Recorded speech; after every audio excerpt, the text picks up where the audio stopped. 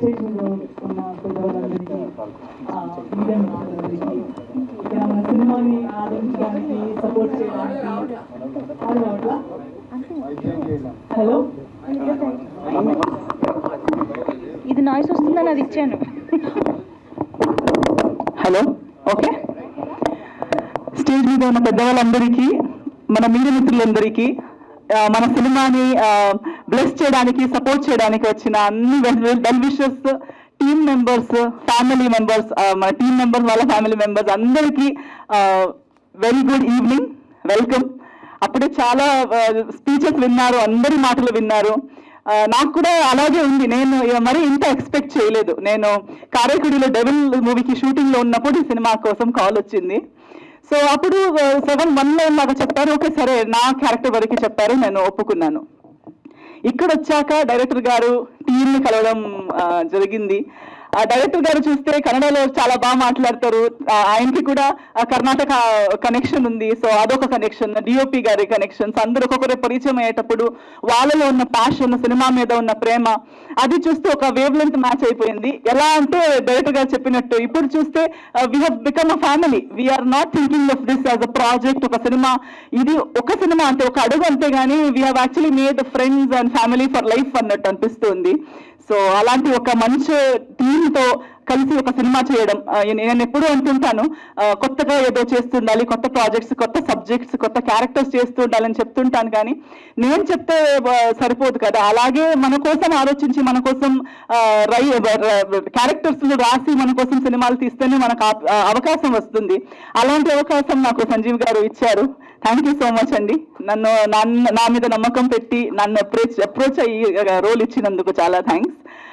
Cinema వరకు చెప్పాలంటే నాకు షూటింగ్ చేసేటప్పుడు ఓన్లీ నా ట్రాక్ వరకు మాత్రమే తెలుసు.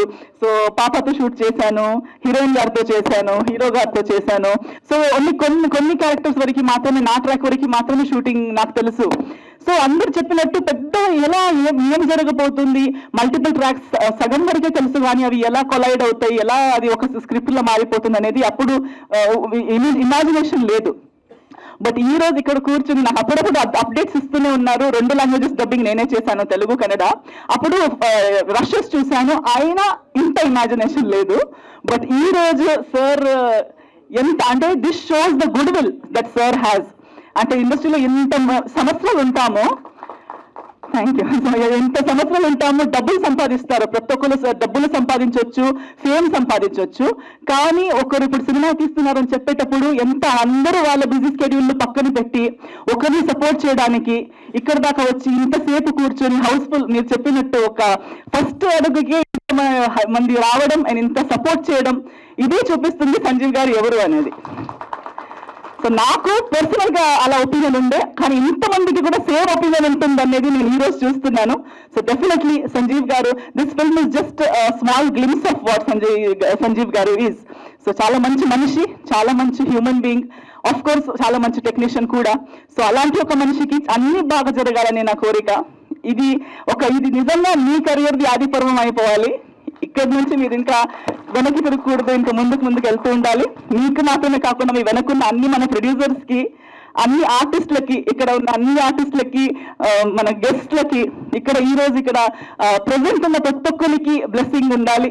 ఇక్కడ నుంచి అందరూ ముందుకెళ్ళి ఈ సినిమా నుంచి సినిమాకి కనెక్ట్ అయిన వాళ్ళ ప్రతి ఒక్కరికి ఈ సినిమా ఒక పెద్ద బిగినింగ్ అవ్వాలని నా కోరిక. సో డెబ్యూ కాదు, ఐ థింక్ న్యూ యాక్టర్స్ ఈ సినిమా ద్వారా మనకి పరిచయం అవుతున్నారు.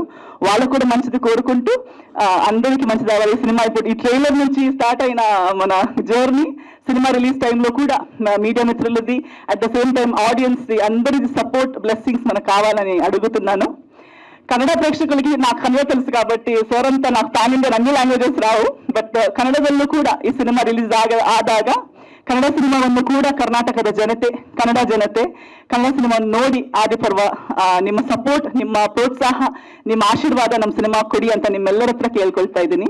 Thank you so much. ಧನ್ಯವಾದ.